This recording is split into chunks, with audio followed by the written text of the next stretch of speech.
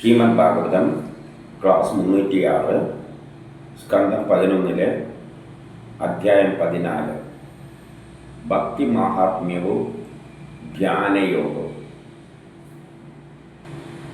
ഇതപ്പം ആത്മീയതയിലേക്ക് തിരിയുന്നവർക്കുള്ളതാണ്. ഈ ഭൗതിക ലോകം മായയിൽ ബന്ധിതമാണെന്നും അത് മിഥ്യയാണെന്നും ധരിച്ചുകൊണ്ട് ആത്മീയതയിലേക്ക് തിരിയുന്നവർക്കുള്ളതാണ്, അല്ലാതെ നമ്മളെപ്പോലെയുള്ളവർക്ക് അല്ല. ഇപ്പം എന്താണ് പറയുന്നത് നോക്കാം. ഒന്നിൽ ഉദ്ധവർ ചോദിക്കുകയാണ്, ഹേ കൃഷ്ണ, ബ്രഹ്മവാദികൾ എന്ന് പറയുന്നത് ബ്രഹ്മസാക്ഷാത്കാരത്തിന് നീങ്ങുന്നവർ, എല്ലാം ബ്രഹ്മമാണെന്ന് വാദിക്കുന്നവർ പലതിനെ മോക്ഷ സാധനങ്ങളായി പറയുന്നുണ്ട്. മോക്ഷം ലഭിക്കുവാൻ പല വഴികൾ പറയുന്നുണ്ട്.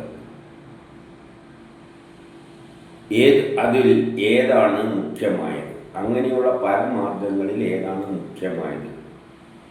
രണ്ടില് ഏതൊരു മാർഗത്തിലൂടെ എല്ലാ ബന്ധങ്ങളും ഉപേക്ഷിച്ച് ഭഗവാനിൽ മനസ്സർപ്പിക്കേണ്ട ഭക്തിയോഗം ഭഗവാനാൽ ഉപദേശിക്കപ്പെട്ടിരിക്കുന്നു. ഭഗവാൻ ഉപദേശിച്ചത് ഭക്തിയോഗമാണ്. 3 ഭക്തിയോഗത്തിലൂടെ ബ്രഹ്മസാക്ഷാത്കാരം. പിന്നെ യോഗയിലൂട്ടിയെല്ലാം ഉണ്ട്. ഏതൊരു വാക്കിനാൽ വേദങ്ങൾ എന്നാൽ മനസ്സുറപ്പിക്കേണ്ട ധർമ്മം പറയപ്പെട്ടിരിക്കുന്നുവോ അത് പ്രളയകാലത്ത് നശിക്കുകയും കൽപ്പാരംഭത്തിൽ ബ്രഹ്മാവിന് ഉപദേശിക്കുകയും ചെയ്തു. അപ്പം ഭഗവാൻ പറഞ്ഞതാണിത്. ഏതൊരു വാക്കിനാൽ വേദങ്ങൾ എന്നാൽ മനസ്സുറപ്പിക്കേണ്ട ധർമ്മം പറയപ്പെട്ടിരിക്കുന്നു. വേദങ്ങളിൽ ബ്രഹ്മസാക്ഷാത്കാരം നേടേണ്ടവര് എന്നിൽ മനസ്സർപ്പിക്കണം, അത് പറഞ്ഞിരിക്കുന്നുണ്ട്. ആ ഞാൻ പ്രളയകാലത്ത് നശിക്കുന്ന ഈ പ്രപഞ്ചവും കൽപ്പാന്തകാലത്തിൽ ആരംഭിക്കുന്നതുമായ ആരിലൂടെയാണ് കൽപ്പാരംഭത്തിൽ ആരംഭിക്കുന്നതുമായ പ്രളയകാലത്ത് നശിക്കുകയും അടുത്ത കൽപ്പം തുടങ്ങുമ്പോൾ ആരംഭിക്കുകയും ചെയ്ത ആരിലൂടെയാണ് ആരംഭിക്കുക? ബ്രഹ്മാവിലൂടെ. ആ ബ്രഹ്മാവിനാണ് ഞാൻ ഉപദേശിച്ചു കൊടുത്തത്. ബ്രഹ്മാവിന് വേദരഹസ്യം പറഞ്ഞു കൊടുത്ത എല്ലാം പറഞ്ഞു കൊടുത്തിട്ടുണ്ട്. പ്രപഞ്ചം ഏതിൽ നിന്നുണ്ടായതെന്ന് പറഞ്ഞു കൊടുത്തിട്ടുണ്ട്. അതുമാത്രമല്ല, അതിൻ്റെ ശേഷം അതെങ്ങനെയാണ് ഈ പ്രപഞ്ചമായി മാറിയത്, ഇവിടുത്തെ കാര്യങ്ങളെല്ലാം നടക്കുന്നത് എന്നുള്ള അപര സയൻസും മോഡേൺ സയൻസും പറഞ്ഞു കൊടുത്തിട്ടുണ്ട്. അത് വെച്ചിട്ടാണ് ബ്രഹ്മാവ് ഇലക്ട്രോണും പ്രോട്ടോണും എല്ലാം ഉണ്ടാക്കിയിട്ട് ഈ പ്രപഞ്ചം ഉണ്ടാക്കിയത്, സയൻസിലൂടെയാണ്.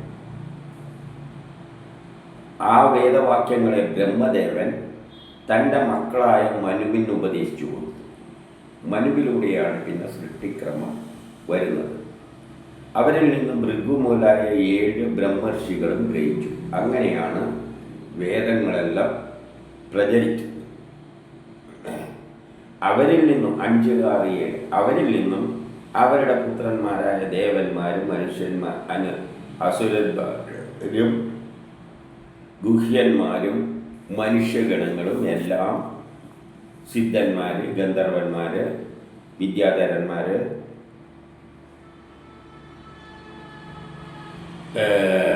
കിന്നരന്മാർ, രാക്ഷസര്, നാഗങ്ങൾ മുതലായവയെല്ലാം ഗ്രഹിച്ചു. അപ്പം പിന്നെ അത് കൈമാറി വന്നു. ആ ദേവന്മാരുടെ രജോ ഗുണം, തമോ ഗുണം, സത്വഗുണങ്ങളാൽ നിന്നും ഉണ്ടായ വാസനകളാൽ ദേവന്മാർ പലതായി വ്യത്യാസപ്പെട്ടു. ദേവന്മാരെന്ന് പറയുന്ന പ്രപഞ്ചത്തിലുള്ള എല്ലാ വസ്തുക്കളും 38 മുക്കോടി വസ്തുക്കളും ദേവതകളാണ്. അതെങ്ങനെയാണ് പലതായി പല വാസനകളായി തീർന്നത്? രജോ തമോ സത്വഗുണം കൊണ്ട്. അതായത് ന്യൂട്ടൻ്റെ first law, second law, third law കൊണ്ടാണ് നിർഗുണമായ ബ്രഹ്മം ദേവന്മാരായി 30 വസ്തുക്കളായിട്ട് പല രൂപത്തിൽ പ്രത്യക്ഷപ്പെട്ടത്. അതോടുകൂടി അവരുടെ ബുദ്ധിയും അത് പ്രകാരം പലതായി വ്യത്യാസപ്പെട്ടു. കാരണം എനിക്കുള്ള ബുദ്ധിയും ചിന്തയുമല്ല വേറൊരാൾക്കുള്ളത്. ഞാൻ ഒന്നിനെ നല്ലതായിട്ട് കാണുമ്പോൾ അങ്ങയുടെ മനസ്സിന് ചിലപ്പോൾ മോശമായിട്ട് കാണും. അങ്ങനെ ബുദ്ധിയും പല പ്രകാരത്തിൽ വ്യത്യാസപ്പെട്ടു. പക്ഷികൾക്ക് എല്ലാത്തിനും ചെറിയ ബുദ്ധിയെല്ലാം ഉണ്ട്. അവരുടെ വാസനകൾക്കനുസരിച്ച് അങ്ങനെ ബുദ്ധി വ്യത്യസ്തമായ മനുഷ്യരുടെ വേദം വന്നപ്പോൾ അവരുടെ വാസനകൾക്കനുസരിച്ച് വിവിചിത്രങ്ങളായ വേദവ്യാഖ്യാന രൂപങ്ങൾ, ഈ വേദങ്ങളെ വിചിത്രമായ നിലയിൽ പല രൂപത്തിൽ വ്യാഖ്യാനിച്ചു. പലവരും വാക്കുകളാൽ വെളിപ്പെട്ടു.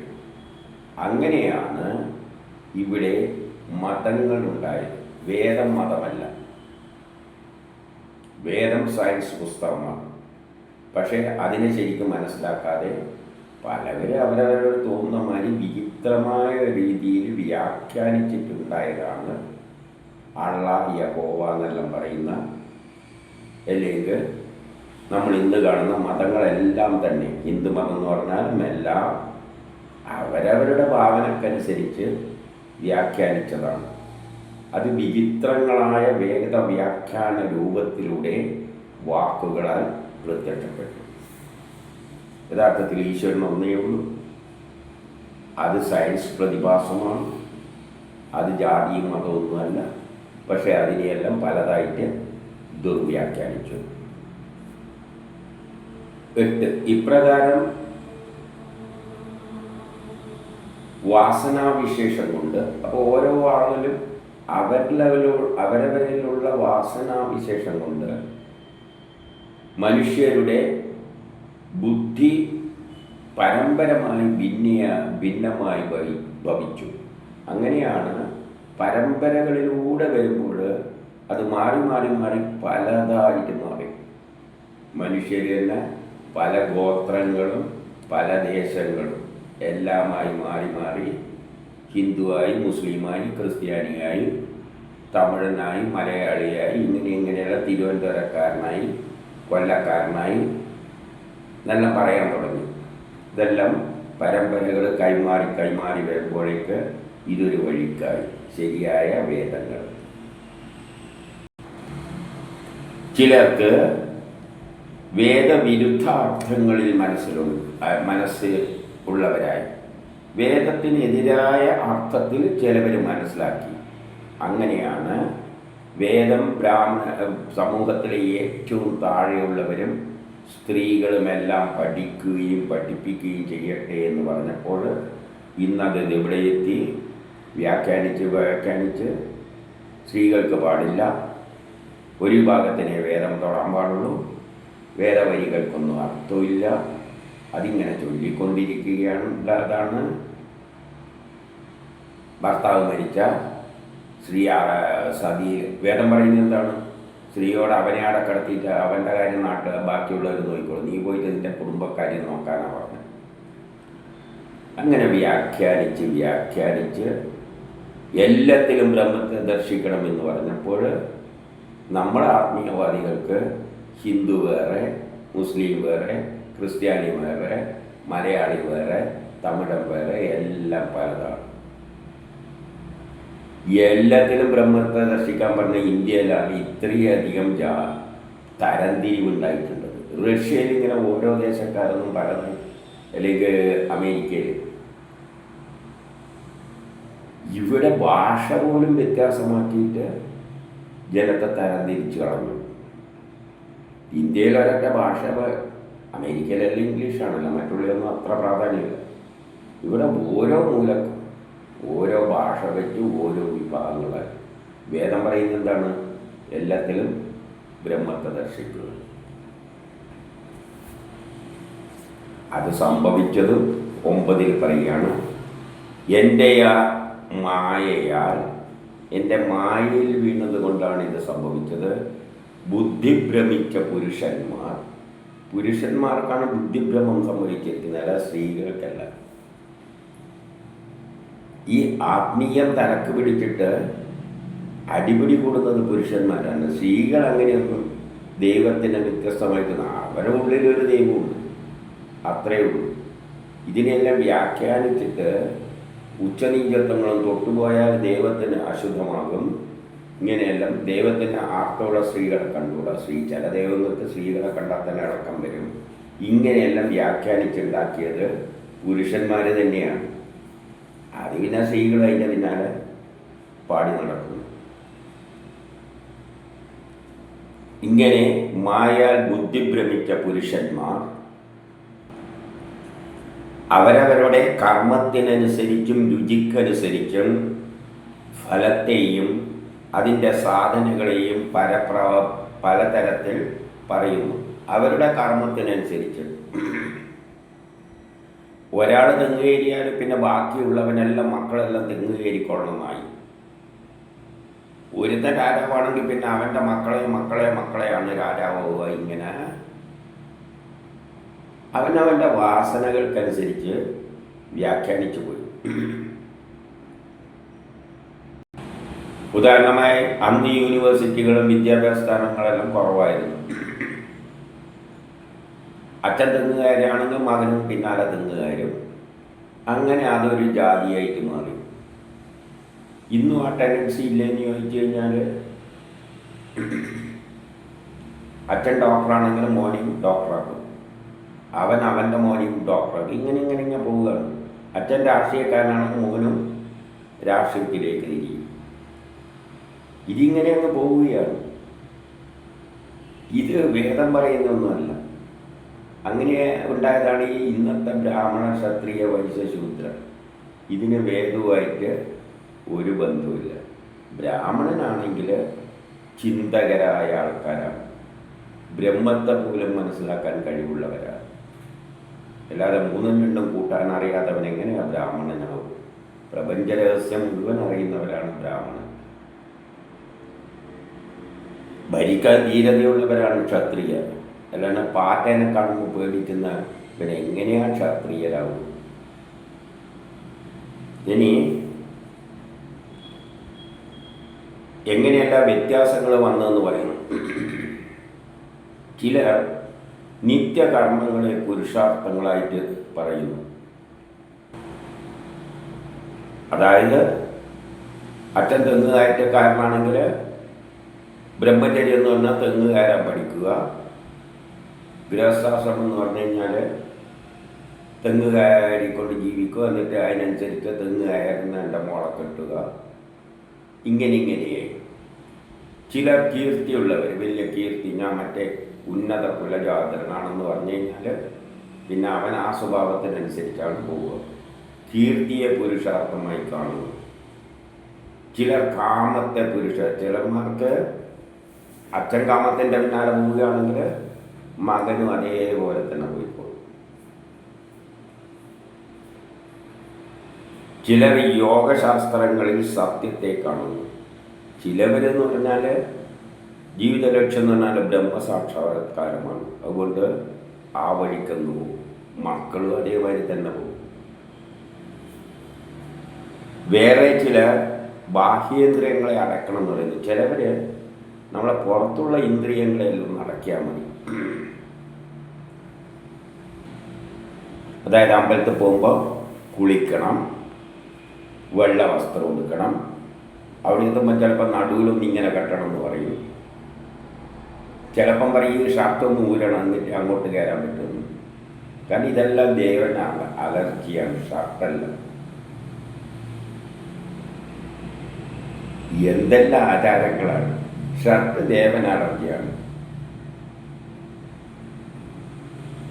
ഇതെല്ലാം ആരാ ഉണ്ടാക്കി വെച്ചത്? ഇതൊന്നും വേദങ്ങളിൽ നമ്മൾ കാണുന്നില്ല. ഇപ്പം ബാഹ്യമായിട്ടുള്ള കാര്യം, മത്സ്യം കൂട്ടരുത്, മാംസം കൂട്ടരുത്, ഇതെല്ലാം ആന്തരിക ശുദ്ധിയൊന്നും വേണ്ട. ഇങ്ങനെ കുറേ ചടങ്ങുകൾ. അമ്പലത്തിൽ പോകുമ്പോൾ കുളിച്ച് ഒരു ചന്ദനം ഇങ്ങനെ വരച്ച്, ചന്ദന എന്തോ എടുത്തിട്ട് ഇങ്ങനെയെല്ലാം വരച്ച്, തൊണ്ടക്കും ചിലവർ പറയും തൊണ്ടക്കം വേണം, ചിലവർ പറയും അങ്ങനെ പോലെ മുഖം മുഴുവൻ വരുത്തേക്കണം, നെഞ്ഞത്തും കയ്യിലും ശരി വരച്ച് മത്സ്യമാംസമൊന്നും കൂട്ടാൻ പാടില്ല. എന്നിട്ട് സാരി, വെള്ള സാരിയെ കൊടുക്കാൻ പാടുള്ളൂ, അത് നിർബന്ധമാണ്. വേറെ കളറൊന്നും ദേവന് പിടിക്കില്ല. എന്നിട്ട് അവിടെ എത്തുമ്പോൾ ചില അമ്പലത്തിൽ പോകുമ്പോൾ അതിൻ്റെ മുമ്പിലോട്ട് ഒന്നിങ്ങനെ കൊടുത്തോളണം. ഇങ്ങനെ ഒരു തോർത്ത് അവിടെ നിന്ന് അവിടെ കടം തുറന്നു വെച്ചിട്ടുണ്ട്, തോർത്ത് കൊടുക്കാൻ വേണ്ടിയിട്ട്. തോർത്ത് പുരുഷന്മാരെ ചിലയിടത്താണെങ്കിൽ ഊരണം. അത് ഈ കേരളത്തിലാണ് ഈ ഊരൽ കൂടുതൽ. പക്ഷെ അങ്ങോട്ട് അങ്ങനെയൊന്നുമില്ല. ചിലർ ആന്തരികമായി ഇന്ദ്രിയങ്ങളെ അടക്കുന്നത് പുരുഷാർത്ഥമായി കാണുന്നു. ജീവിതത്തിൽ ആന്തരിക അവയവങ്ങളെ അത് ചിലവർ അങ്ങനെയുണ്ട്. ഇന്ന ഭക്ഷണം കഴിക്കും, രാവിലെ ഇന്നത് ഇത്ര, വൈകുന്നേരം ഇത്രയേ കഴിക്കാൻ പാടുള്ളൂ. അങ്ങനെ കുറേ ആൾക്കാർ ആന്തരിക ശക്തി, ഇടയ്ക്ക് എന്ത് വേണം, ബ്രീത്തിങ് എക്സസൈസ് ചെയ്യണം, മെഡിറ്റേഷൻ ചെയ്യണം, ഇങ്ങനെയെല്ലാമായിട്ട് ചിലർ നടക്കുന്നുണ്ട്.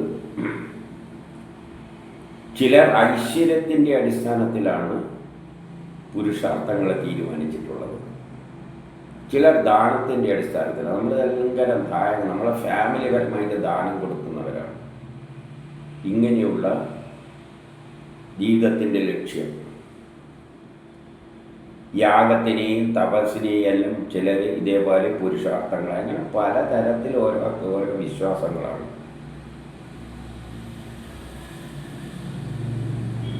പതിനൊന്ന്, ഇവരുടെ എല്ലാം ഫലം അവസാനം ദുഃഖഫലപ്രദമാകുന്നു.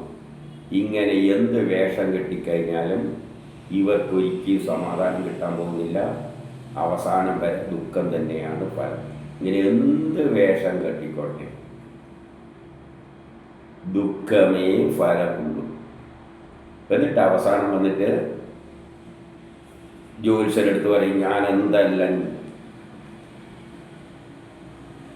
എന്തെല്ലാം ചെയ്തു എന്നറിയാം. ഈശ്വരന് വേണ്ടിയിട്ട് ഇന്നാൾ പറഞ്ഞു, ഇന്നാൾ ഇങ്ങനെ എഴുതുവായിരുന്നു, ഞാനിതെല്ലാം ചെയ്തു, ഇന്നുമോ രക്ഷ.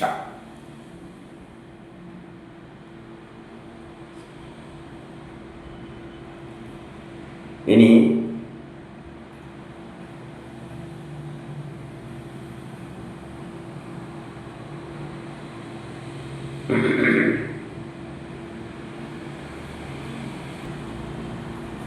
അങ്ങനെ മോഹത്തിനടിമപ്പെട്ടും അല്പാനന്ദത്താലും അനുഭവിക്കുന്ന കാലത്തോളം ചിലപ്പോൾ ചെറിയ സുഖം കിട്ടും.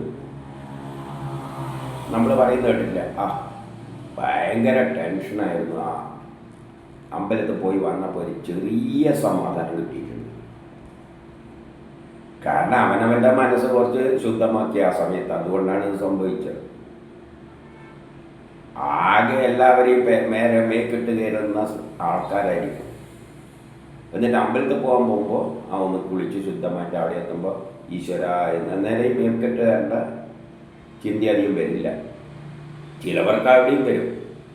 അവിടെ പോയിട്ട് പറയും, കാരണം ഇതുവരെ പുറത്തിരിക്കുമ്പോൾ എല്ലാവരും പെരടിക്ക് എങ്ങനെയെല്ലാം കയറണം എന്നാണ് ആലോചിക്കുക. അവിടെ എത്തുമ്പോൾ അതൊന്നും ഉണ്ടാവില്ല. ഭഗവാനെ അവനെ ഒന്ന് ശരിയാക്കി തരണം എന്ന് പറഞ്ഞാൽ എല്ലാവർക്കും ഇട്ടോളൂ. അവനെ ഒന്ന് ശരിയാക്കണം.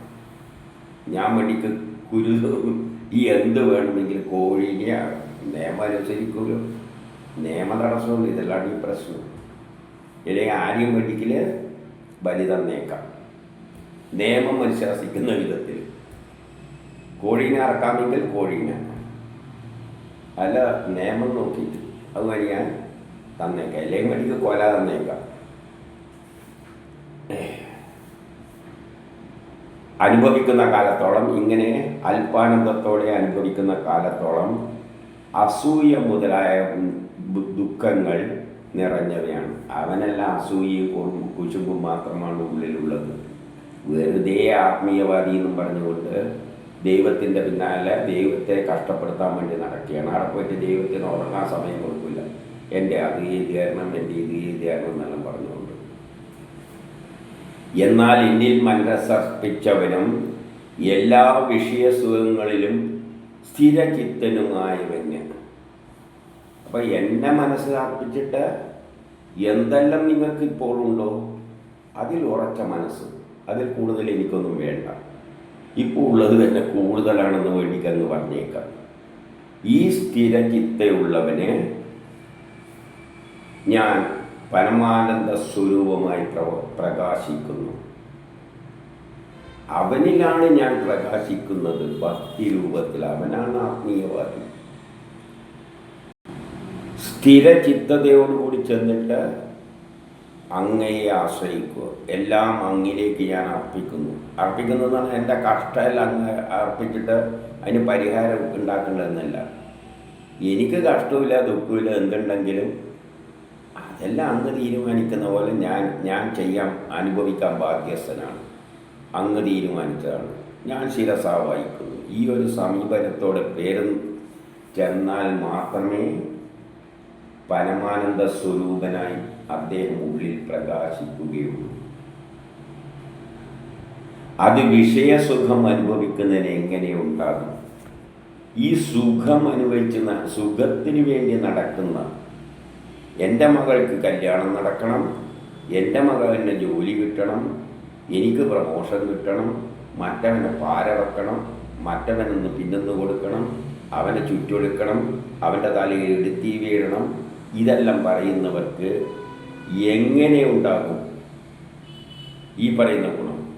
ഈശ്വരനെ എങ്ങനെയാണ് സാക്ഷാത്കരിക്കുക?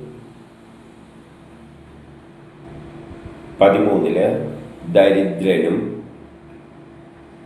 ദരിദ്രന്മാർക്കാണിത് ബ്രഹ്മസാക്ഷാത്കാരം അല്ലെങ്കിൽ ആ ഈശ്വരൻ ഉള്ളിൽ തെളിയുക. ദരിദ്രനായിരിക്കണം. സുഖഭോഗത്തിൻ്റെ പിന്നാലെ പോകുന്നതിന് ദരിദ്രം ഉണ്ടാവില്ലല്ലോ. ദരിദ്രനായിരിക്കണം. ഇന്ദ്രിയ നിഗ്രഹം ചെയ്യുവൻ. നമ്മൾ ഇന്ദ്രിയങ്ങളെല്ലാം നിഗ്രഹം ചെയ്ത് കഴിഞ്ഞാൽ പിന്നെ അവൻ ദരിദ്രനാണ്. അവന് വസ്തുവില്ല, പ്രോപ്പർട്ടിയില്ല, എല്ലാം മനസ്സാൽ ത്യജിച്ചു. പിന്നെ അവൻ ദരിദ്രനാണ്. ഇന്ദ്രിയ നിഗ്രഹം ചെയ്തവനും മനസ്സിനെ നിയന്ത്രിച്ചവനും സമചിത്തതയോടുകൂടി ഒരു ശരിയായ മനസ്സോടുകൂടി എപ്പോഴും ആനന്ദസ്വരൂപനായ എന്നിൽ മനസ്സർപ്പിക്കുക. എപ്പോഴും ആനന്ദസ്വരൂപനായ എന്നിൽ മനസ്സർപ്പിച്ചാൽ എപ്പോഴും എന്ത് കിട്ടും? അതേ അവസ്ഥ കിട്ടും. എല്ലാവരും അങ്ങനെയുള്ളവർ ഒരേ സുഖമയമായി ഭവിക്കുന്നു. എല്ലായിടവും ഒരേപോലെ സുഖമയമായി ഭവിക്കും.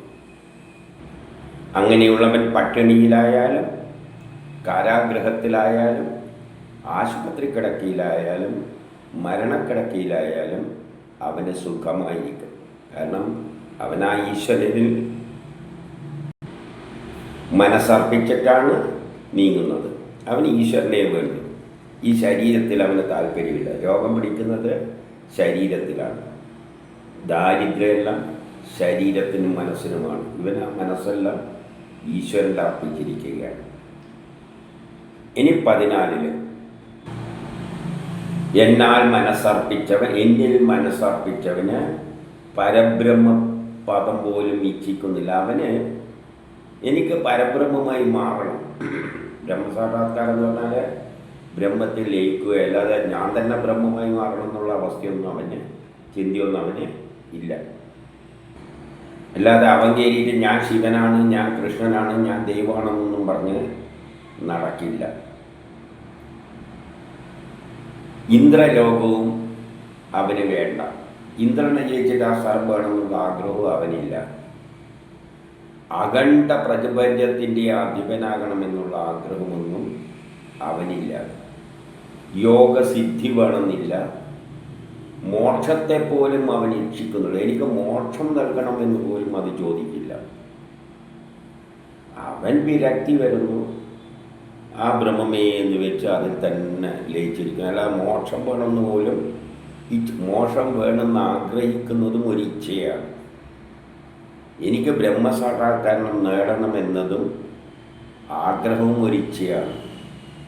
യഥാർത്ഥത്തിൽ നമ്മൾ കർമ്മം തീരുമ്പോൾ നമുക്ക് ഒന്നിലും താല്പര്യമില്ലാതാകും, വിരക്തി വരും. പിന്നെ അങ്ങനെ ആ ശക്തി ഏതോ ഒരു ശക്തിയിൽ ലയിച്ചങ്ങനെ ഇരിക്കും.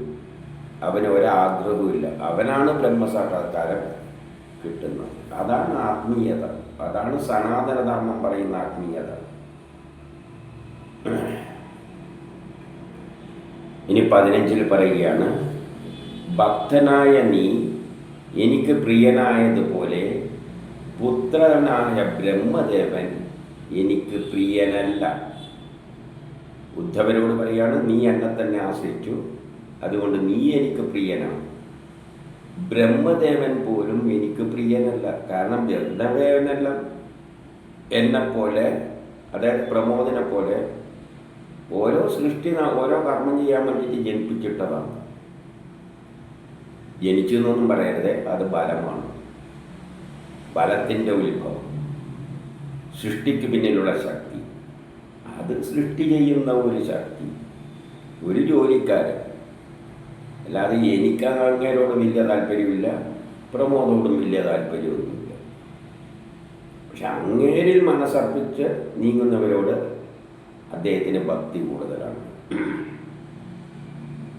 ശങ്കരനോടുമില്ല, ശിവനോടും എനിക്ക് വലിയ താല്പര്യമൊന്നുമില്ല, സംഘർഷണമൂർത്തിയോടും ഇല്ല, പത്നിയായ ലക്ഷ്മിയോടും എനിക്ക് ഒരു താല്പര്യവുമില്ല.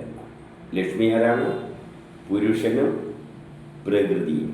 പ്രകൃതിയോട് എനിക്കൊരു അത് മായയിൽ അധിഷ്ഠിതമാണ്. 16 അഹം ചിന്തയില്ലാത്ത, ഞാനെന്ന ചിന്തയില്ലാത്ത, ശാന്തനായ, ആരോടും ശത്രുതയില്ലാത്ത, സമദൃഷ്ടിയുള്ള, എല്ലാവരെയും സമന്മാരായി കാണുന്നു. ബ്രാഹ്മണ, ക്ഷത്രിയ, വൈശ്യ, ശൂദ്രനെല്ലാം ഒന്നുപോലെ, ഹിന്ദു, മുസ്ലിം, ക്രിസ്ത്യാനി എല്ലാം ഒന്നുപോലെ, ആർത്തവമുള്ള സ്ത്രീയായാലും ആർത്തവമില്ലാത്ത സ്ത്രീയായാലും എല്ലാം ഒന്നുപോലെ കാണുന്ന മുനി. അപ്പം ഈശ്വരന് ആ ഒരു ചിന്തയാണ്. നമ്മൾ പറയുന്നു ഈശ്വരന് പെണ്ണുങ്ങളെ കണ്ടാൽ എന്താ പറയുക? അങ്ങനെയുള്ള മുനി എൻ്റെ പാദധൂമ്നികളാൽ പരിശുദ്ധനായി ഭവിക്കണം എന്ന വിചാരത്താൽ എൻ്റെ കാലിലെ പൊടി കൊണ്ട് പരിശുദ്ധമാകണം എന്ന വിചാരത്താൽ എന്നോടൊപ്പം സഞ്ചരിക്കുന്നു. എന്തുകൊണ്ടാണ് പാദത്തിലെ തുളി എന്ന് പറയുന്നത്? വിരാട രൂപത്തിൻ്റെ പാദത്തിലെ ഒരു പൊടിക്ക് തുല്യമാണ് നമ്മളുടെ ഈ 14 ലോകങ്ങളും. അപ്പോൾ ആ ഒരു പൊടിയെ നമുക്ക് പ്രാപിക്കാൻ പറ്റും. അത് മുനികൾ മനസ്സിലാക്കി. അദ്ദേഹത്തിൻ്റെ ഒരു പൊടി എന്നിൽ സ്പർശിച്ചാൽ മതി. അല്ലാതെ അങ്ങേരം മുഴുവൻ സ്പർശിക്കാൻ അങ്ങേരം മനസ്സിലായിട്ട് വേണ്ടേ?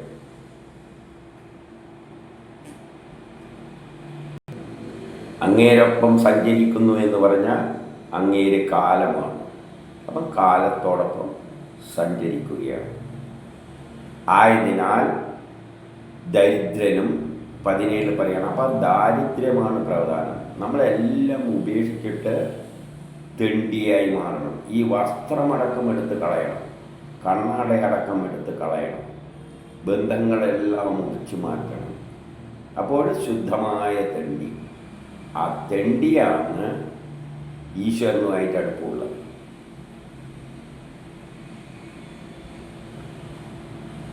അല്ലാതെ സ്വത്ത് വാരി വാരി കൂട്ടിയിട്ട് ദൈവത്തിന്, ചില ക്ഷേത്രങ്ങളിൽ ദൈവത്തിന് പൈസ ഉണ്ടെങ്കിൽ പെട്ടെന്ന് മുമ്പ് പോയി കാണും.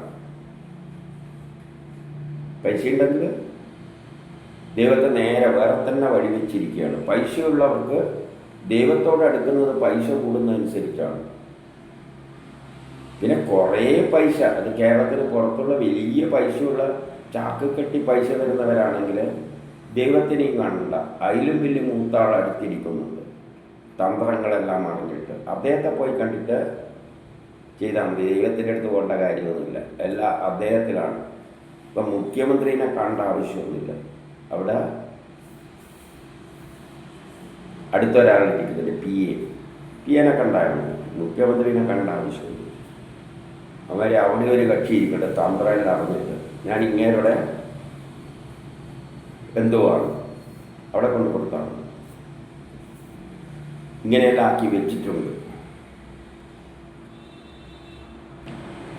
ആകയാൽ ദരിദ്രനും എന്നിൽ മനസ്സർപ്പിച്ചവനും ശാന്തനും അഹങ്കാരരഹിതനും കാമത്തെ നിയന്ത്രിച്ചവനും ആയ എൻ്റെ ഭക്തന്മാർ, അവരാണ് ഭക്തർ. കാമത്തെയെല്ലാം നിയന്ത്രിച്ചിട്ട് എല്ലാം ഉപേക്ഷിച്ചിട്ട് പിച്ചക്കാരന് സമാനമായവരാണ് ഭക്തൻ. നമ്മുടെ നാട്ടിൽ ഭക്തന്മാരെ കൊണ്ട് നടക്കാൻ പറ്റാത്ത അവസ്ഥയായിട്ടുണ്ട്. എല്ലാം ഭക്തന്മാരാണ്.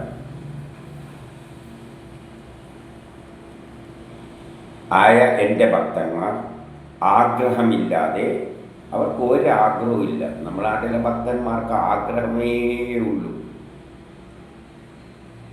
എന്തെല്ലാം ആഗ്രഹത്തിൻ്റെ പിന്നാലെയാണ്. അവിടെ പോയിട്ട് പരീക്ഷയ്ക്ക് പോകുന്നതിനെക്കാട്ടി മുമ്പിൽ ചാടി, അതുവരെ ഒരു ചുക്കും പഠിക്കില്ല.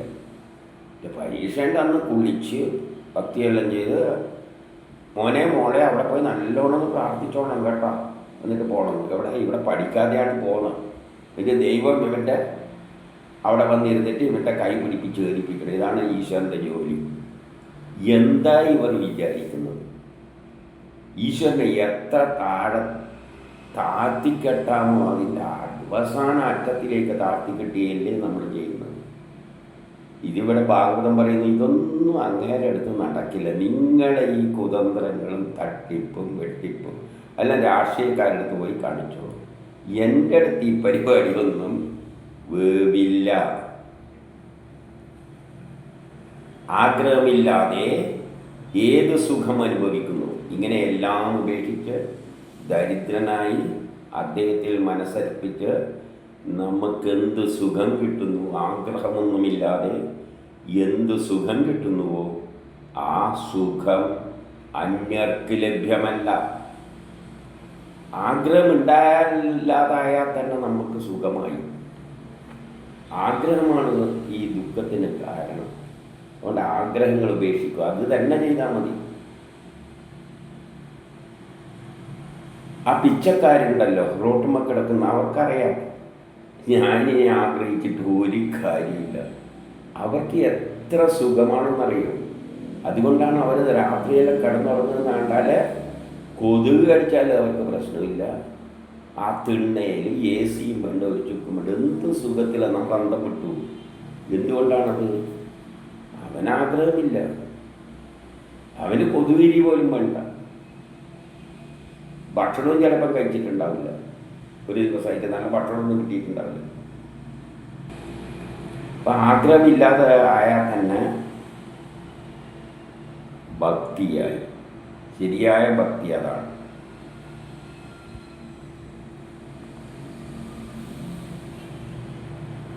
പതിനെട്ട്, എൻ്റെ ഭക്തൻ ഇന്ദ്രിയങ്ങളെ ജയിക്കാത്തവനായി വിഷയസുഖങ്ങളിൽ ബന്ധിതരായാലും, ഇനി അങ്ങനെ എൻ്റെ ഭക്തരായാലും അവരും ചിലപ്പോൾ വിഷയസുഖങ്ങളിൽ ബന്ധിതരായാലും ഓരോ നിമിഷവുമുള്ള ഭക്തിയാ മൂലം അഭിവൃദ്ധിപ്പെട്ടുകൊണ്ട് വിഷയസുഖങ്ങളിൽ ബന്ധിതരാകുന്നില്ല. അതുകൊണ്ട് പിച്ചക്കാരനാകണമെന്നൊന്നും ഇല്ല. ഇന്നുള്ള അവസ്ഥയിലും ഇതേപോലെ മനസ്സർപ്പിച്ചു കൊണ്ട് പോകുമ്പോഴും ചിലപ്പോൾ നമ്മളെ മനസ്സ് ഇതിലൊന്നും താല്പര്യമില്ല. ആ ശക്തിനെ തന്നെ ആരാധിച്ചുകൊണ്ട് ഇരിക്കുമ്പോഴായിരിക്കും വൈഫ് കൊണ്ടുവന്ന് ചിലപ്പോൾ ഇതാ നല്ല പാൽപ്പായസം കൊണ്ട് തരികയാണ്. വാങ്ങി കുടിക്കും. കാരണം സാധാരണ എല്ലാ പിച്ചക്കാരും ഒന്നും കഴിക്കാൻ പോകുമ്പോൾ ഞാനെപ്പോഴും ദിവസവും പാൽപ്പായസം കുടിക്കുന്നതായിരിക്കും. കാരണം നമ്മളെ വീട്ടിൽ ദിവസവും പാൽപ്പായസമായിരിക്കും. അപ്പം ഞാൻ പാൽപ്പായസം കുടിച്ചു കഴിഞ്ഞാൽ പിന്നെ ഞാൻ പാൽപ്പായസം അല്ലാതെ എപ്പോഴും അവിടെ ഉള്ളൂ, വീട്ടിലതേ ഉള്ളൂ. എപ്പോഴും 3 നേരവും പാൽപ്പായസമാണ്. പിന്നെ എനിക്ക് വേറെ ഉണ്ടാക്കി തരാമെന്ന് പറയാൻ പറ്റും. അത് ആഗ്രഹമല്ലേ. ഞാൻ പറയുകയാണ് എനിക്ക് പാൽപ്പായസം വേണ്ട, ഇന്ന് രസം മതി എന്ന് പറഞ്ഞു കഴിഞ്ഞാൽ അത് ആഗ്രഹമാണ്. പാൽപ്പായസം കാണുന്നവന് തോന്നിയോ അവനങ്ങനെ സുഖിച്ചിട്ട് പാൽപ്പായസം കുടിച്ചിരിക്കുകയാണെന്ന്. അപ്പോൾ എൻ്റെ ഭക്തർ ഇന്ദ്രിയങ്ങളെ ജയിക്കാത്തവരായിട്ട് അപ്പം ചിലപ്പോൾ സുഖം അനുഭവിച്ചു വരും. വിഷയസുഖങ്ങളിൽ ബന്ധിതരായാലും ഭക്തിയുണ്ട്. വിഷയസുഖങ്ങളിൽ ബന്ധിതരായാലും ഓരോ നിമിഷവുമുള്ള ഭക്തിയിലൂടെ, പക്ഷെ ഓരോ നിമിഷവും ചിന്ത ആ ഈശ്വരനെ പറ്റി മാത്രമായി നിൽക്കുമ്പോൾ അവരുടെ ഭക്തിഭാവം അഭിവൃദ്ധിപ്പെടും. അവൻ മാനസികമായി ഉയർന്നു വരുന്ന ഏത് തരത്തിലുള്ള ഉയർച്ച, ദൈവത്തോടുള്ള ഉയർച്ച, ഈശ്വരനോടുള്ള ഉയർച്ച, ബ്രഹ്മത്തോടുള്ള ഉയർച്ച.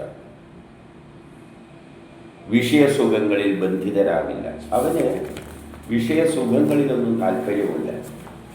അവൻ ഇന്നത്തെ ജീവിതക്രമത്തിൽ അങ്ങ് പോകുന്നു, പക്ഷേ മനസ്സ് അതിലർപ്പിക്കണം. അപ്പം ഭക്തിക്ക് ഉള്ള പ്രാധാന്യം പറയാനാണ് ഇത് പറഞ്ഞത്.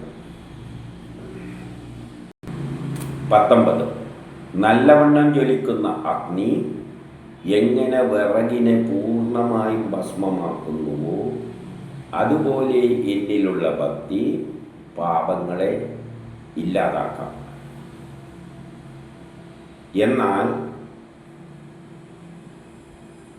ഉറച്ച ഭക്തി എങ്ങനെ എന്നെ വശീകരിക്കുന്നുവോ 20. അങ്ങനെ ഉറച്ച എന്നിലുള്ള ഭക്തി ഉണ്ടാകുമ്പോൾ ഞാനും അങ്ങേര് ഇതിൽ വശീകരിക്കപ്പെടും, എന്നെ വശീകരിക്കപ്പെടും, എന്നെ അടുപ്പിക്കും. അതായത് ഈശ്വരൻ നമ്മോട് അടുക്കും.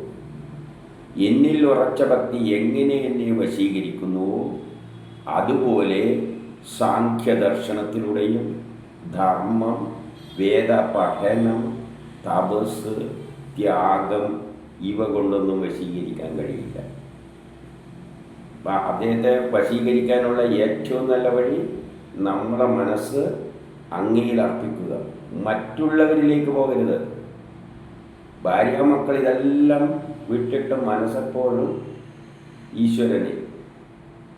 അല്ലാതെ ഞാൻ എപ്പോഴും ഈശ്വരനെ ഇടക്കിടക്ക് നാരായണ നാരായണ എന്ന് വിളിക്കുന്നുണ്ടെന്ന് പറഞ്ഞുകൊണ്ടല്ലാതെ ഇതിന് വേറെ തലമാണ്. എൻ്റെ മനസ്സ് മറ്റൊന്നിലും താല്പര്യമില്ല. അതാണ് ഭക്തിഭാവം. 21. സാധുജനങ്ങൾക്ക് പ്രിയനായ ഞാൻ. സാധു എന്ന് പറഞ്ഞാൽ സന്യാസി, സന്യാസി എന്ന് പറഞ്ഞാൽ ദരിദ്രൻ, എല്ലാം ഉപേക്ഷിച്ചവൻ. സാധുജനങ്ങൾക്ക് പ്രിയനായ ഞാൻ ആർക്കാണ് പ്രിയനെന്ന് പിന്നെയും പറയുകയാണ്. സാധുവായിരിക്കണം, സന്യാസിയായിരിക്കണം. ഇച്ചക്കാരൻ സന്യാസി എന്ന് പറഞ്ഞാൽ എല്ലാം വെടിഞ്ഞവൻ. ഞാൻ ഏകാന്ത ഭക്തി ഒന്നുകൊണ്ട് മാത്രമാണ് അവരിലെ പാപങ്ങളെയെല്ലാം ഇല്ലാതാക്കുന്നത്. എന്നിട്ട് ഏകാന്തമായ ഒറ്റക്കുള്ള ഭക്തി കൊണ്ട് മാത്രമാണ് അവരെ പാപങ്ങളെ ഇല്ലാതാക്കുന്നത്.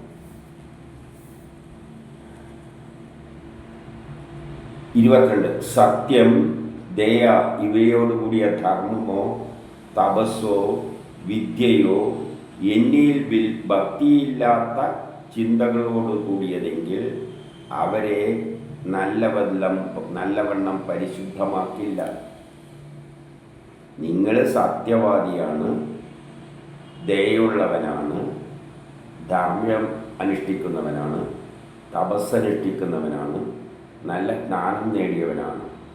പക്ഷെ ഇതൊന്നും എന്നിൽ വിശ്വാസം അർപ്പിച്ചുകൊണ്ട്,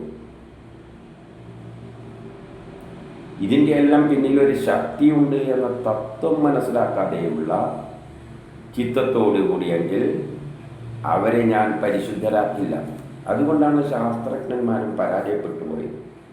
ശാസ്ത്രജ്ഞന്മാർ ഈ പ്രപഞ്ചത്തിലുള്ള എല്ലാ രഹസ്യവും കണ്ടെത്തി ഇലക്ട്രോണും പ്രോട്ടോണും എനർജിയിലും ക്വാണ്ടം മെക്കാനിക്സിലും എത്തിയിട്ട് അതിൻ്റെ അപ്പുറത്തുള്ള ഈശ്വരൻ എന്ന ഒരു പ്രതിഭാസത്തെ അവർക്ക് ഉൾക്കൊള്ളാൻ പറ്റിയില്ല. ഒരു രൂപവും ഭാവവും ഇല്ലാതെ, ഒരളവുമില്ലാതെ ആ സത്യത്തെ അവർക്ക് ഉൾക്കൊള്ളാൻ പറ്റിയില്ല. അവിടെയാണ് വേദം പറയുന്നത് അതിൽ നിന്നാണ് ഈ എല്ലാം ഉണ്ടായത്. അതിന് രൂപവും ഭാവവുമില്ല, അതിനെ ആർക്കും മനസ്സിലാക്കാനും പറ്റില്ല. ഇപ്പോൾ ഋഷികളും മനസ്സിലാക്കി എന്ന് പറയുന്നില്ല, ആധുനിക ശാസ്ത്രജ്ഞന്മാർക്കും മനസ്സിലായിട്ടില്ല, ഋഷികൾക്കും പൂർണ്ണമായി മനസ്സിലായിട്ടില്ല. പക്ഷേ ഋഷികൾക്ക് ഒന്നാം മനസ്സിലായി, അവിടെ ഒന്ന് അങ്ങനെ ഉണ്ടായിരുന്നു, അതിനെ നമുക്ക് മനസ്സിലാക്കാൻ പറ്റില്ല. ഇതേ ഉള്ളൂ വ്യത്യാസം.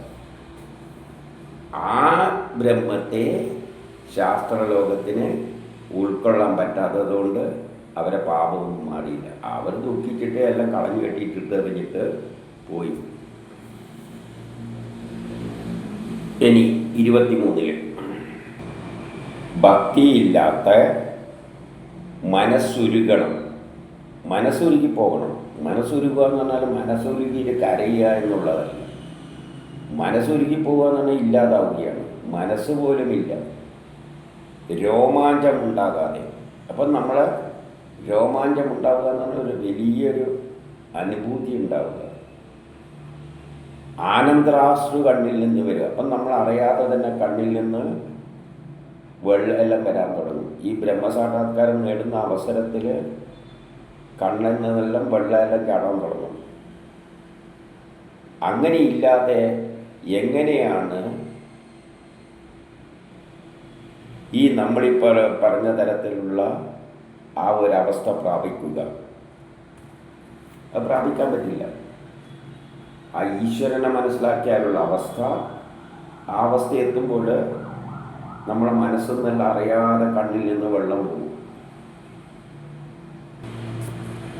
ആരുടെ വാക്ക് ഗദ്ഗതമാവുമോ നമുക്ക് ഏറ്റവും അധികം വികാരം ആ ഒരു അവസരത്തിൽ നമുക്കൊന്നും പറയാൻ തോന്നില്ല.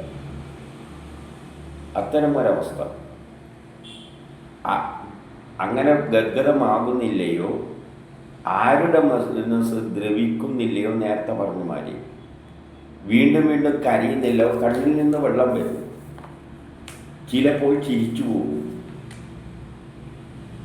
ചിലപ്പോൾ ലജ്ജ വിട്ടിട്ട് അദ്ദേഹത്തിൻ്റെ ചരിത്രമെല്ലാം നാരായണ നാരായണ എന്നെല്ലാം പറഞ്ഞിരിക്കുന്നു വരും. ചിലവർ നൃത്തം വെക്കും. അവർ ലോകത്തെ പരിശുദ്ധമാക്കുന്നു. അവർ ലോകത്തെ പരിശുദ്ധമാക്കുന്നു എന്ന് പറഞ്ഞാൽ ആരുടെ ലോകത്തെ പരിശുദ്ധമാക്കും? അവരുടെ ലോകത്തെ പരിശുദ്ധമാക്കും. ഓരോരുടെ ലോകം ഓരോന്നാണ്. അവരുടെ മായാലോകമാണ്. ഇത് മായാലോകമാണ്. അത് വിട്ട ലോകം പരിശുദ്ധമാകും. ഈ മായാലോകം എങ്ങനെയാണ് പരിശുദ്ധമാവുക? അവരിതിൽ നിന്നും മാറി. പിന്നെ അവരുടെ ലോകം എന്താണ്? ശൂന്യം, എല്ലാം പരിശുദ്ധം. നമ്മളിതിനെ വേറെ അർത്ഥത്തിലല്ല വ്യാഖ്യാനിക്കും. അവരുടെ ലോകമാണ്. അവരുടെ ലോകത്തിൽ ഇതെന്താണ്? മിഥ്യയാണ്. അവർക്ക് ഈ മിഥ്യാലോകമായിട്ട് പിന്നെ ബന്ധമില്ല. അവരാടുകയും പാടുകയും ചെയ്യുന്നെല്ലാം പറയുന്നത് അതാണ് നേരത്തെ പറഞ്ഞത്. അവസാന സ്റ്റേജിലെത്തുമ്പോൾ ഭ്രാന്തനെ പോലെയോ പിശാചിനെ പോലെയോ സഞ്ചരിക്കുമെന്ന് പറയുകയാണ്. അവരുടെ ആ ജീവാത്മാവ് പരമാത്മാവിൽ ലയിക്കുമ്പം പിന്നെ ശരീരം കുറേ ഗോഷ്ഠികൾ കാണിക്കും. ഉദാഹരണമായിട്ട് നമ്മൾ കോഴീനെ വാങ്ങിയിട്ട് അറക്കുമ്പോൾ ചിക്കനും കറി വെക്കാൻ വേണ്ടിയിട്ട് കോഴീനെ അറക്കാൻ പോകും, വാങ്ങുമല്ലോ. അപ്പം നമ്മളെ മുമ്പിൽ വെച്ച് തന്നെ എന്ത് ചെയ്യും? കോഴീൻ്റെ കഴുത്ത് അറക്കുന്നതോടുകൂടി തന്നെ അതിൻ്റെ എന്തായി? ജീവൻ പോയി. അതിൻ്റെ ആത്മാവ് ബ്രഹ്മത്തിൽ ലയിച്ചു. പക്ഷെ ആ ശരീരം കിടന്നിട്ട് ഇങ്ങനെയെല്ലാം കിടക്കുന്നതാണ്. അവിടെ കിടന്നിട്ട് നമ്മൾ വിചാരിക്കും അയ്യോ അത് കഷ്ടപ്പെടുകയാണ്, എന്തെല്ലാണ്. അത് ശരീരത്തിൻ്റെ ഗോഷ്ഠികളാണ്. കാരണം മനസ്സിൻ്റെയും ഇന്ദ്രിയങ്ങളുടെയും നാഡീനരമ്പുകളുടെ കൺട്രോള് പോയി. കൺട്രോള് പോയപ്പോൾ അതെന്തല്ലോ കാട്ടിക്കൂട്ടുന്നു. ആ ശരീരം എന്തെല്ലോ കാട്ടിക്കൂട്ടുന്നതാണ്. ഇത്തരത്തിലുള്ള ഗോഷ്ഠികളാണ് ബ്രഹ്മസാക്ഷാത്കാരത്തോടടുക്കുമ്പോഴുള്ള ആൾക്കാർ പിശാചിനെ പോലെയോ ഭ്രാന്തനെ പോലെയെല്ലാം സഞ്ചരിക്കുന്നു എന്ന് പറഞ്ഞത്. അവരെന്തെല്ലോ ഗോഷ്ഠി കാണിക്കും. കാരണം മനസ്സുമായിട്ടുള്ള നമ്മൾ ഗോഷ്ഠി കാണിക്കാതെ എന്താണ്?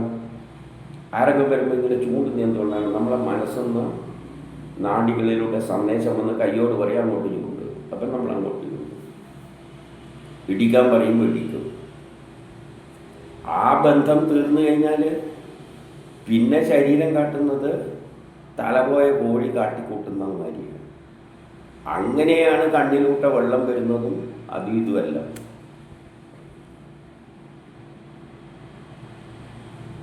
അതാ ബ്രഹ്മവുമായിട്ട് ചേരുമ്പോഴുള്ള അവസ്ഥയാണ്. ശരീരത്തിൻ്റെ ശരിയായ ഫങ്ഷൻ പോയി.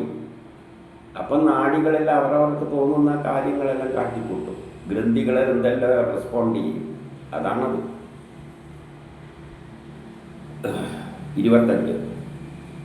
സ്വർണം തീയിൽ ഉരുക്കുമ്പോൾ എങ്ങനെ കറയെ കളയുന്നുവോ, അപ്പം കറുത്ത സ്വർണം ഉരുക്കുമ്പോൾ കറയങ്ങ് പുറത്തേക്ക് പോകും. അതിനുശേഷം ശരിയായ രൂപം ധരിക്കും. കറ പോകുമ്പോൾ തിളങ്ങി വരും. അതുപോലെ ജീവനും ഭക്തിയാൽ കർമ്മവാസനകളെ നശിപ്പിച്ച്, നമ്മുടെ ഭക്തിയോടുകൂടി കർമ്മവാസനകൾ നശിപ്പിക്കുമ്പോൾ എന്നെ പ്രാപിക്കുന്നു. എന്നെ പ്രാപിക്കുന്നു എന്ന് പറഞ്ഞാൽ ശുദ്ധമായ സ്വർണം വാരി ബ്രഹ്മമായി തീരുന്നു. 26. എൻ്റെ പുണ്യകഥ പറയുമ്പോഴും കേൾക്കുമ്പോഴും എങ്ങനെ അന്ധകരണം ശുദ്ധമാകുന്നുവോ, എങ്ങനെ മെയ് എഴുതി കണ്ണെഴുതിയാൽ സൂക്ഷ്മ വസ്തുക്കൾ ഗ്രഹിക്കുന്നുവോ. അപ്പം പണ്ട് കണ്ണെഴുതുന്ന വസ്തുക്കളെല്ലാം നമ്മളെ കാഴ്ചശക്തി വർദ്ധിപ്പിക്കാൻ വേണ്ടിയാണ്, അല്ലാതെ കണ്ണിന് ഭംഗി കൊടുക്കാനല്ല. അതുപോലെ സൂക്ഷ്മമായി ആത്മതത്വത്തെ മനസ്സിലാക്കണം നമ്മൾ. ഉപദേശമാണ്. ഇനി 27. വിഷയങ്ങളെ ചിന്തിക്കുന്നവൻ്റെ മനസ്സ് വിഷയങ്ങളുമായി ബന്ധപ്പെടുന്നു. നമ്മളൊരു സാരി വാങ്ങണമെന്ന് വെച്ച് എഴുതിയാൽ ഇറങ്ങിയാൽ വിഷയം എന്താണ്? സാരി. നമ്മൾ പോകുമ്പോൾ ഓരോ സാരിക്കടയിൻ്റെ അകത്തേക്കായിരിക്കും നമ്മളെ ശ്രദ്ധ പോവുക. വേറെ അടുത്തുള്ള ചായക്കടയിലേക്കൊന്നും പോവില്ല. അപ്പം വിഷയങ്ങളെ ചിന്തിക്കുന്നവൻ്റെ മനസ്സ് വിഷയങ്ങളുമായി ബന്ധപ്പെടുന്നു. എന്നെ ധ്യാനിക്കുന്നവൻ്റെ മനസ്സ് അതുപോലെ എന്നെ ലയിക്കും. വിഷയധ്യാനം സംസാരത്തിനിടയാകും. ഓരോ വിഷയത്തെപ്പറ്റി വീട് വേണം, മറ്റേത് വേണം എന്ന് കേൾക്കുമ്പോൾ നമ്മൾ ഭൗതിക ലോകത്തിലാണ്. അതാണ് സംസാരം എന്ന് പറയുന്നത്. ഭൗതിക ലോകത്തിലും എന്നെ ധ്യാനിക്കുകയാണെങ്കിൽ, എപ്പോഴും മനസ്സ് എന്നിലാണ് ധ്യാനമെങ്കിൽ എന്നെ പ്രാപിക്കുന്നതിനും കാരണമാകും. ഇപ്പം സ്വപ്നവും മനോരഥവും പോലെയായിരിക്കുന്നവൻ അസത്തായ ദേഹേന്ദ്രിയങ്ങളുമായിട്ട് ബന്ധപ്പെട്ട് വരുന്നു. സ്വപ്നത്തിൽ കാണുന്ന ഇന്ത്യയിൽ പിന്നാലെ പോകുന്ന ഒരവസ്ഥയാണ് അസത്തായ ദേഹേന്ദ്രിയങ്ങളിൽ ബന്ധം ചെലുത്തുന്നത്. എന്നോടുള്ള ഭക്തിയോട് എന്നോടുള്ള ഭക്തിയോടെ ഉണ്ടായാൽ അവർ എന്നിൽ ഭക്തി അർപ്പിക്കുകയാണെങ്കിൽ മനസ്സെന്താകും? ശുദ്ധമായിട്ട് എന്നിൽ സ്ഥിരമായി നിൽക്കും. അപ്പം വേറെ ഭൗതിക സുഖങ്ങളുടെ പിന്നാലെ പോകുന്ന മനസ്സിനെ മാറ്റിയിട്ട് എന്നിൽ സ്ഥിരമാക്കിയാൽ അവർക്കെന്തും പറ്റും? ആ ഭക്തി ഉണ്ടായാൽ മനസ്സ് ശുദ്ധമാകും, എന്നിലത് ഉറച്ചു നിൽക്കും. ഇനി 29. ജിതേന്ദ്രിയനായി ധീരനായി സ്ത്രീകളോടുകൂടി നടക്കുന്ന സംഘങ്ങളും ഉപേക്ഷിച്ച് ഭയമില്ലാതെ ഏകാന്തമായ ഒരു സ്ഥലത്തിരുന്ന് ആലസ്യമില്ലാതെ എന്നെ ധ്യാനിക്കണം. എന്നെ ചിന്തിക്കാൻ എന്താണ് വേണ്ടത്? ജിതേന്ദ്രിയനായി ധീരനായി സ്ത്രീകളോടൊത്തുകൂടരുത്. സ്ത്രീകളോടൊത്ത് കൂടുന്ന സംഗമങ്ങളിലും പങ്കെടുക്കരുത്. നമ്മുടെ ഇന്നത്തെ ആത്മീയ പ്രഭാഷണത്തിൽ മുന്നിലുള്ള സ്ഥലം മുഴുവൻ സ്ത്രീകളെ കൊണ്ടങ്ങ് നിറയും. സത്സംഗം. പക്ഷേ സ്ത്രീകൾ മുമ്പിൽ ഇരുന്നിട്ടില്ലെങ്കിൽ അമ്മമാർക്ക് പ്രഭാഷണമൊന്നും വരില്ല. മുഴുവൻ സ്ത്രീകളായിരിക്കും. പുരുഷന്മാർ ദൂരെ എവിടെയും വരും, കുറച്ച് അവിടെ എവിടെയും ഉണ്ടാവും. അവിടെയൊന്നും പോകരുതെന്നാണ് പറയുന്നത്. ജിതേന്ദ്രിയനായി ധീരനായി സ്ത്രീകളോടും സ്ത്രീകളോട് കൂടിയവരോടുള്ള സംഘം ഉപേക്ഷിച്ചു, സ്ത്രീകൾ കൂടിയിരിക്കുന്ന സംഘങ്ങൾ ഉപേക്ഷിച്ചിട്ട് ഭയമില്ലാതെ ഏകാന്തമായ സ്ഥലത്ത് വല്ല ഗുഹയിലും പോയി ഇരുന്നാൽ മതി. ആലസ്യമില്ലാതെ എന്നെ ധ്യാനിക്കണം, വേറെ പരിപാടിയൊന്നും നടക്കില്ല.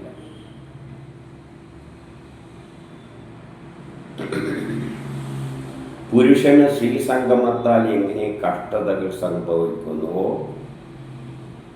സ്ത്രീകളോട് സംഗമിച്ച് നടക്കുന്നവർക്ക് കഷ്ടപ്പാടാണ്.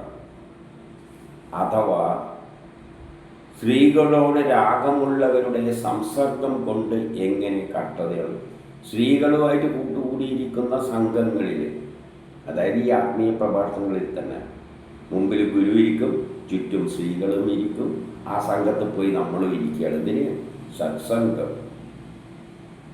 അവർക്കും എങ്ങനെ കഷ്ടതയുണ്ടാകുന്നു, അത് കഷ്ടത തന്നെയാണ്. വീട്ടിലെ കാര്യമൊന്നും നോക്കാതെ അവിടെ പോയിരുന്നിട്ട് വീടും കുളമാകും, എല്ലാം കുളമാകും.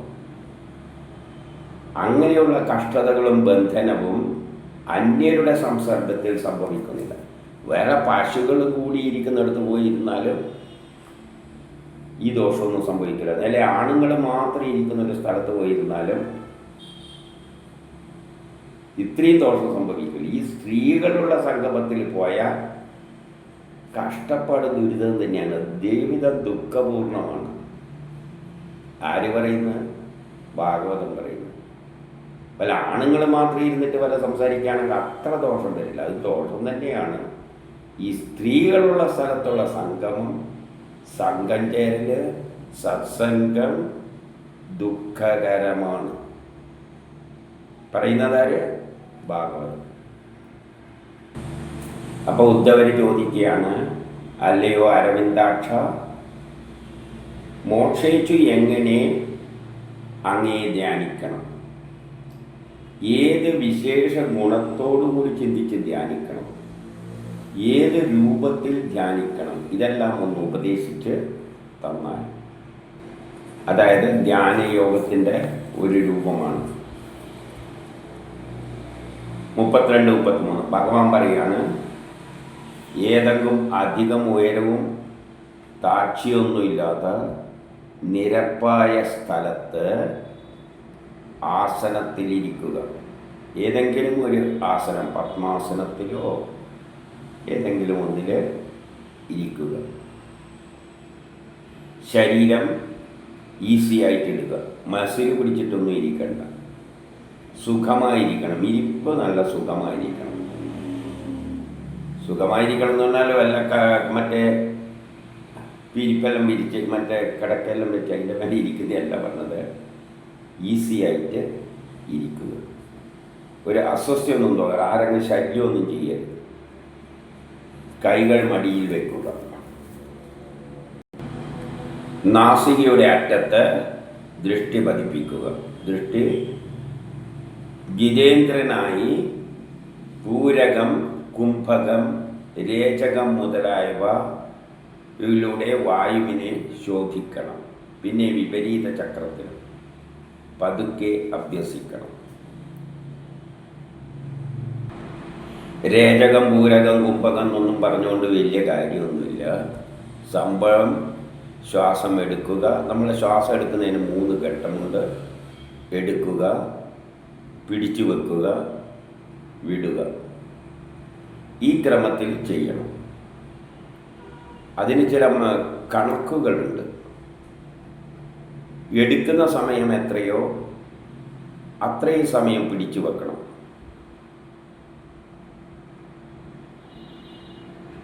അതിൻ്റെ ഇരട്ടി സമയം കൊണ്ട് വിടണം എന്നുള്ളതാണ് ശരിയായ ഒരു രീതി.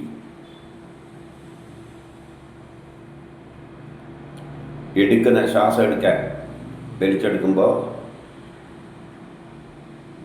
ഒരു സമയം എടുത്തെങ്കിൽ അത്ര സമയം വലിച്ചിട്ട് വിടാതെ പിടിച്ചു വെക്കണം.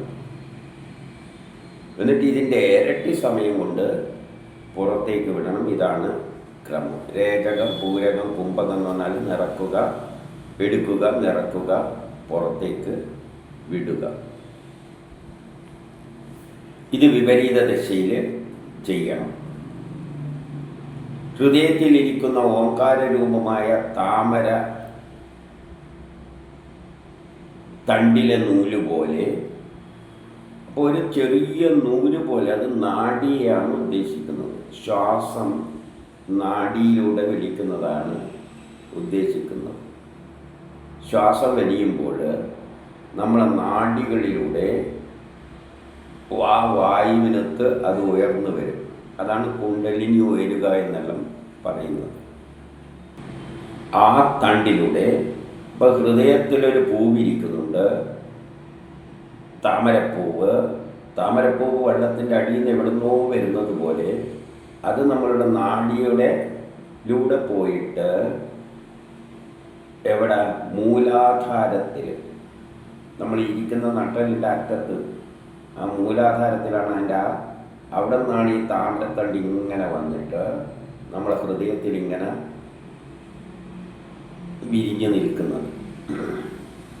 ആ നിലയിൽ സങ്കല്പിച്ചിട്ട് ആ മൂലാധാരത്തിൽ നിന്നും വായുവിനെ വലിക്കുന്നതായിട്ട് സങ്കല്പിക്കണം.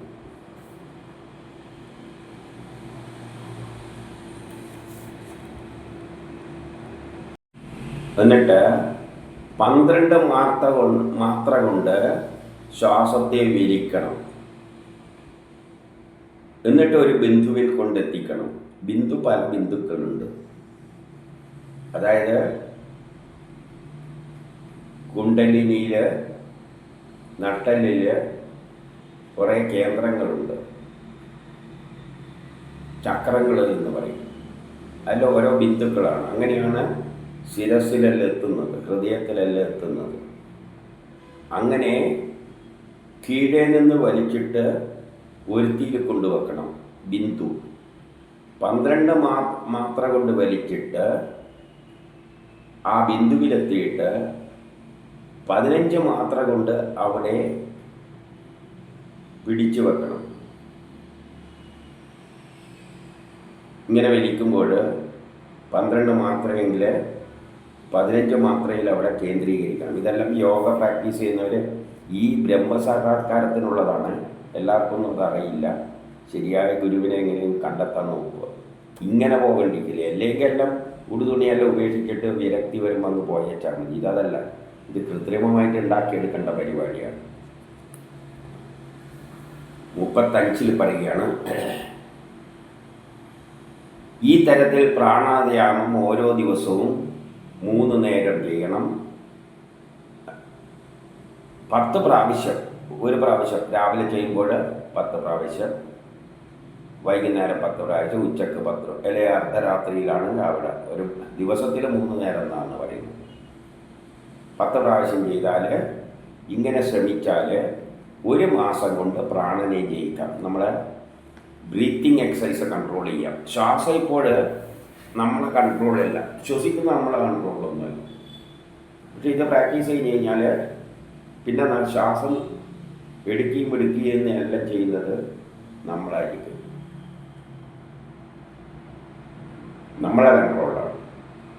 ഇപ്പം ശ്വസിക്കുന്നത് നമ്മളെ കൺട്രോളല്ല, ശരീരം തോന്നുമ്പോൾ ശ്വസിക്കുകയാണ്. ഇത് പ്രാക്ടീസ് ചെയ്ത് കഴിഞ്ഞാൽ ഇത് നമ്മളെ കൺട്രോളിൽ വരും. നമ്മളെ ഇഷ്ടത്തിനനുസരിച്ച് ഇങ്ങനെ ശ്വസിക്കുകയും പിടിക്കുകയും ചെയ്യുക.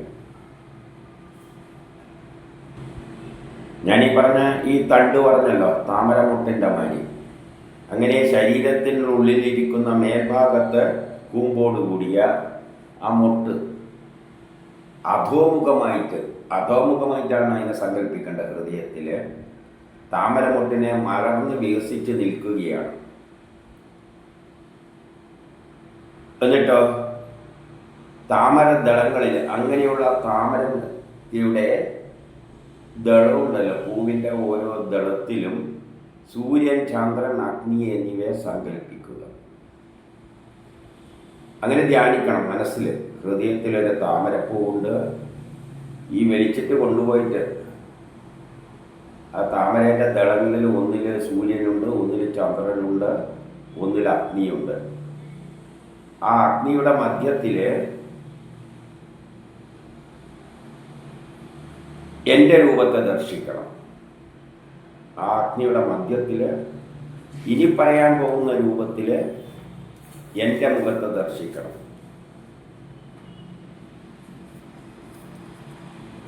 38 മുതൽ 41 വരെ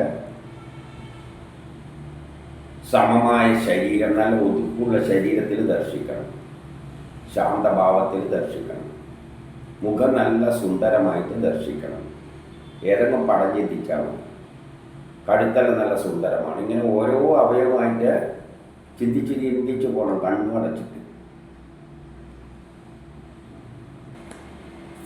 സുന്ദരമായ കവിൾത്തടം, പുഞ്ചിരി, മകരകുണ്ടലം ചെവിയിലുണ്ട്, പൊന്നിൻ നിറമുള്ള വസ്ത്രമാണ് ധരിച്ചിരിക്കുന്നത്, ഇരുണ്ട മേഘം കണക്കെയുള്ള വലത്തുവശത്ത് ശ്രീവത്സമുണ്ട്, ഹൃദയത്തിൻ്റെ നെഞ്ചിൻ്റെ ഇടതുവശത്ത് ലക്ഷ്മി ദേവിയുടെ ഇരിപ്പിടമുണ്ട്. ഇതെല്ലാം സങ്കല്പത്തിൽ വന്നോളണം. ശംഖ്, ചക്രം, ഗദ, താമര, വനമാല എല്ലാം കയ്യിലുണ്ട്, കാൽച്ചിലങ്കയിലുണ്ട്, കൗസ്തുഭമണിയുണ്ട്, പ്രകാശിക്കുന്ന ശരീരം, വളയുണ്ട്, അരഞ്ഞാണുണ്ട്, തോൾവളയുണ്ട്, കിരീടമുണ്ട്, പ്രകാശിക്കുന്ന കിരീടമുണ്ട്, ആകർഷിക്കുന്ന ഓരോ അവയും ആകർഷിക്കുന്ന സുന്ദരമാണ്, കടക്കണ്ണുകളുണ്ട്. ഇങ്ങനെ സുന്ദരമായ മന്ദസ്മിതം തൂകുന്ന ആ രൂപത്തിൽ, ആ താമരയിൽ, അഗ്നിയിൽ ദർശിക്കാൻ ശ്രമിക്കുക, കണ്ണും മുട്ടിയിട്ട്. എന്നിട്ട് മനോധൈര്യത്തോടെ, നല്ല ധൈര്യത്തോടു കൂടി ഓരോ ശബ്ദം പോലെയുള്ള ഇന്ദ്രിയങ്ങളുണ്ടല്ലോ, കണ്ണ്, മൂക്ക്, ഇതെല്ലാം ആ മുഖത്തിൽ ദർശിക്കണം. മുഖം ചിന്തിക്കാനെല്ലാം പറഞ്ഞല്ലോ. ആ മുഖത്തിൽ കണ്ണുണ്ട്, വായുണ്ട്, മൂക്കുണ്ട്, ഇതെല്ലാം ആ രൂപത്തിൽ അങ്ങനെ ധ്യാനിച്ചു കൊണ്ടിരിക്കുക. എന്നിട്ട് നമ്മുടെ അവയവങ്ങളെല്ലാം അതിൽ കൊണ്ട് ലയിപ്പിക്കുന്നതായിട്ട് സങ്കല്പിക്കണം.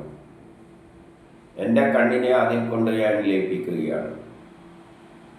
അവിടെ ഒരു കൃഷ്ണൻ്റെ രൂപം ഉണ്ടാക്കി വെച്ചിട്ടുണ്ടല്ലോ, കൃഷ്ണൻ്റെ, വിഷ്ണുവിൻ്റെ. എൻ്റെ മനസ്സിൽ ചിന്തിക്കണം, അതാ എൻ്റെ കണ്ണിനെ ഞാൻ വലിച്ചു കൊണ്ടുപോയിട്ട് ആ കൃഷ്ണൻ്റെ ഹൃദയത്തിലെ കണ്ണിലേക്ക് ലയിപ്പിക്കുകയാണ്. മൂക്കിനെ വലിച്ചു കൊണ്ടുപോയിട്ട് അവിടെ ആ കൃഷ്ണൻ്റെ മൂക്കിൽ ലയിപ്പിക്കുകയാണ്. വിരാട രൂപത്തിൻ്റെ നമ്മളെല്ലാം അംശം പോലെ ഇവിടെ ഹൃദയത്തിൽ ആ രൂപം വെച്ചിട്ട് അതിലേക്ക് കൊണ്ട് ലയിപ്പിക്കുന്നതായിട്ട് സങ്കല്പിച്ചോളൂ. അങ്ങനെ എല്ലാ അവയവങ്ങളും കൊണ്ടിട്ട് ആ കൃഷ്ണനിൽ ലയിപ്പിക്കുന്ന മാതിരി ശ്വാസം വലിച്ചുകൊണ്ട് എടുത്തിട്ട് അവിടെ കൊണ്ട് ലയിപ്പിച്ചാൽ മതി. കണ്ണെന്ന് വലിക്കുമ്പോൾ കണ്ണിൽ ചിന്തിക്കണം, എന്നിട്ട് വലിക്കുമ്പോൾ അവിടെ കൊണ്ടുപോയതായിട്ട് സങ്കല്പിച്ചിട്ട് കൃഷ്ണൻ്റെ കണ്ണിൽ ലയിപ്പിക്കണം. കുറച്ച് മേനക്കെട്ട പരിപാടിയാണ്. അങ്ങനെ എൻ്റെ 43 സകല അവയവങ്ങളിലും ചിത്തത്തിനെ വലിച്ച് അതാത് അവയവങ്ങളിൽ നിക്ഷേപിക്കുക. ബുദ്ധിയോടുകൂടി വലിച്ചിട്ട് അതാത് അവയവങ്ങളിൽ നിക്ഷേപിക്കുക. ഇപ്പം നമ്മൾ കൃഷ്ണൻ്റെ എല്ലാ രൂപവും ഹൃദയത്തിൽ കണ്ടെങ്കിലും കണ്ണിനെ വലിച്ച് ആ കണ്ണ് കൊണ്ടിട്ട് കഴിഞ്ഞാൽ പിന്നെ മൂക്കിനെ വലിച്ച് അവിടെ ഇടുക. പിന്നെ കണ്ണിനെ പറ്റി ചിന്തിക്കരുത്. വലിച്ചിട്ടാടി ഇട്ട് കഴിഞ്ഞാൽ പിന്നെ അവയവത്തെ പറ്റി ചിന്തിക്കരുത്. ബാക്കിയുള്ളതിനെല്ലാം ഇങ്ങനെ വലിച്ചിട്ട് അവിടെ കൊണ്ടിടണം. അവസാനമാകുമ്പോൾ പിന്നെ ഒരു അവയവത്തിൽ നമ്മളെ ശരീരത്തിൽ ചിന്തിക്കരുത്, എല്ലാം വലിച്ച് അവിടെ ഇട്ട്. പിന്നെ ഇവിടെ ചിന്തിക്കാനില്ലല്ലോ, അതുകൊണ്ട് വലിച്ചിട്ടത് പിന്നെ ചിന്തിക്കരുത്. പിന്നെ ബാക്കിയുള്ള ഓരോന്നിനെയും വലിച്ച് അതിൽ ലയിപ്പിക്കണം, എന്നിട്ട് ധ്യാനിക്കണം.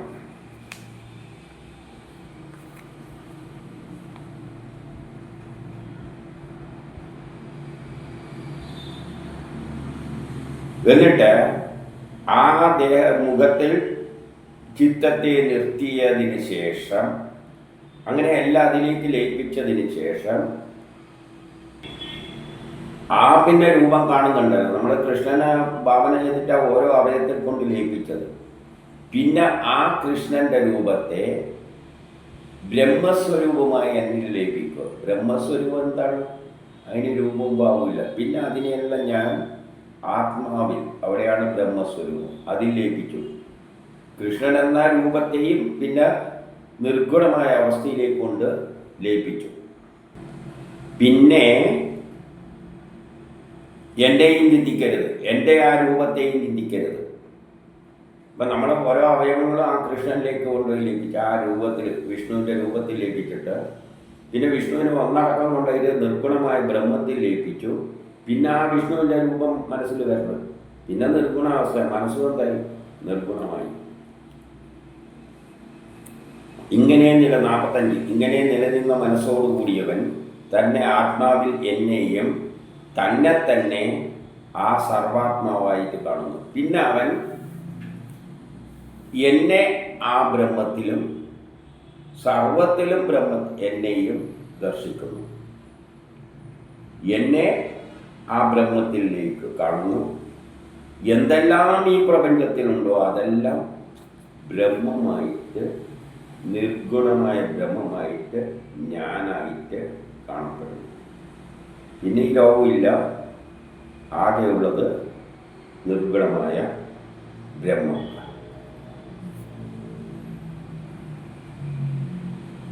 ഇനി വളരെ തീവ്രമായ ധ്യാനത്താൽ ഇപ്രകാരം മനസ്സിനെ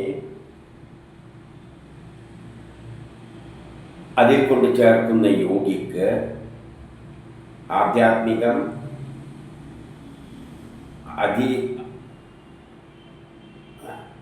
അതിഭൂതം, അതിദൈവം എന്നീ ത്രിഗുണങ്ങളുള്ള ബ്രഹ്മം ഒരിക്കലും ഉണ്ടാകാതെ അത് ശാന്തിയെ പ്രാപിക്കും. പിന്നെ ഈ ലോകങ്ങളൊന്നും ഇല്ല. പിന്നെ മനസ്സിന് ശാന്തി മാത്രമായിരിക്കും. പിന്നെ അത് ഒരേ ഇരിപ്പിൽ അങ്ങനെ ഇരിക്കും. ഇത് അവസാന സ്റ്റേജാണ്. അവസാന സ്റ്റേജ് എത്തുമ്പോൾ പിന്നെ ഒരേ ഇരിപ്പിൽ അങ്ങ് ഇരിക്കും. നമ്മളതിൽ പോയി ലയിക്കും. ശരീരം പിന്നെ മരണമില്ല, നമ്മളില്ലാതെ ശരീരം പിന്നെ ദ്രവിച്ചിട്ട് അവിടെ കിടന്നിട്ടങ്ങ് പോയിക്കോളും. ഇതാണ് അവസാനത്തെ സ്റ്റേജ്.